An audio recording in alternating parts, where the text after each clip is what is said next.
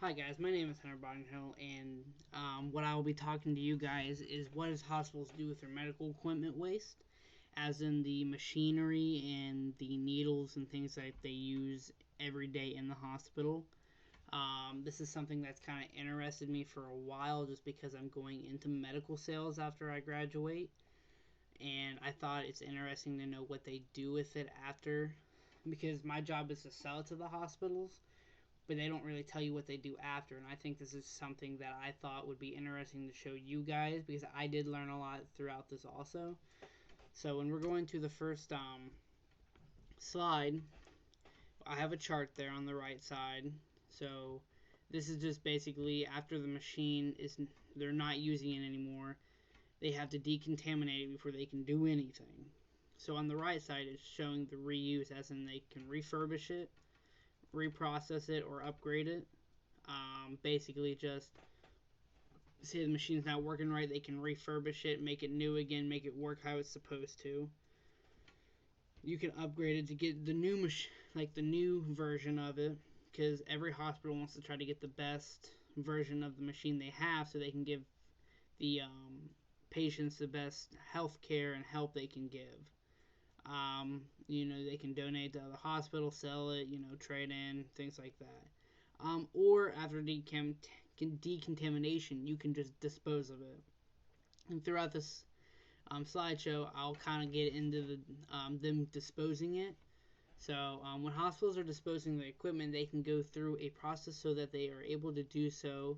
So they're able to do so, and chart on the side gives a good representation of this process and what is needed when they are disposing the equipment. There is different ways to go about it, where they're just not throwing away thousands of dollars. I kind of touched up on that about the sell and the refurbish and stuff, because that stuff is very expensive.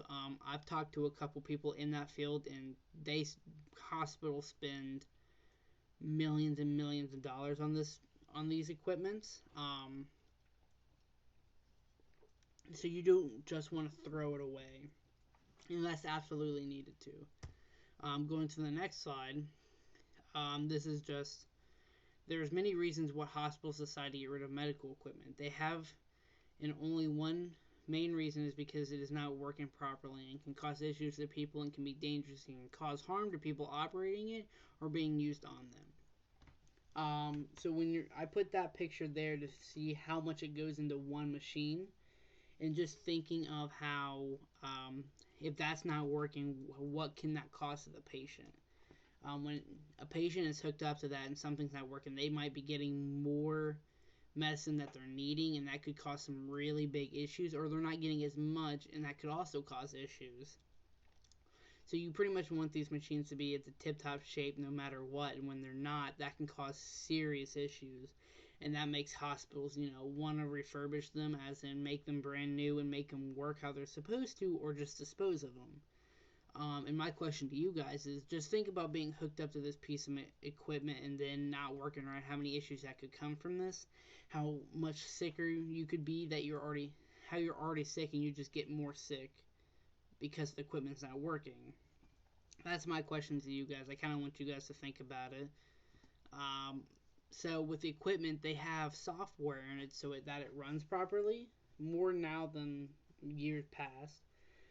There's more than just what is showing in the chart. When getting rid of medical equipment, you have to get rid of the data in that machine and secure it before they sell it in the store. It's because medical equipment manufacturers have patents on their equipment that if other companies get it, it could be a big issue.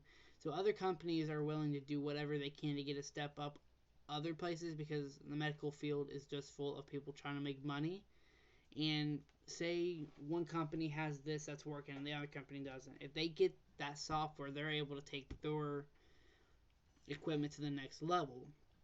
And that, one is not right, but some companies will try to do that without to see if people will recognize it or not. That's kind of why before they get rid of the piece of machine, they have to take the software out, because they're willing to do anything. So yeah, I thought that was very interesting. I didn't know that, so I thought that was interesting. The next slide is just kind of telling that they kind of just throw it away. So after they have decided to get rid of the medical equipment, they have taken steps they need to take the data out of the machines where companies cannot take it. They have decided to not refurbish the equipment or sell it. When they come to that point, one of the ways to get rid of the medical equipment is incineration. Incineration is just burning the equipment, like burning it down where there's nothing left other than a couple pieces of scrap.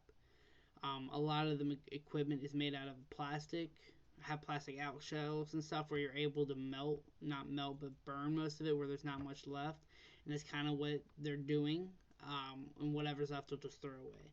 By them doing this, they can get rid of everything and not have to worry about what is left because it's just going to be turned in a pile of ash with some scrap in it.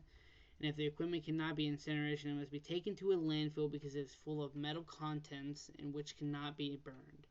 Those metal contents are what I'm talking about that's left over. They have to throw it to the landfill because there's not much to burn or there's not anything left to burn. So they have to take it to landfill so they can either get crushed or that they can take care of it. This slide is, with me being a type 1 diabetic, I have to use needles every day of my life. I know in hospitals, it's one of the most common things in a hospital is to have needles. So the last thing I wanted to talk about, hospitals and disposing of needles. Needles are one of the most common things in the hospital, and they are used all the time. And where do they go, and how does a hospital get rid of them? Hospitals will take needles and take them to sterilization factories and then have them go through a process where they will be incineration. It's pretty simple. It's a pretty simple and easy process. So in the hospital, they'll gather up all the needles and take it to this place, and they'll incinerate them. The reason this is an easy process is because 95% of the needle is made out of plastic other than the tip, which is made out of metal. When you burn them, there's nothing left other than that small piece of metal, so there's not much to worry about. So I thought that was pretty interesting. I thought that was a different process. I don't know, I wasn't thinking of that specifically, and I thought that was very interesting. And I thought you guys would find it interesting too. Hopefully you guys found this informational and learned a lot from it. And if you guys have any questions, just leave, a comment below and I'll try to get to it. And I have a works cited where you guys are able to, get in to see the website and see the information that I got. So I hope you guys have a good day and good luck on the rest of the semester.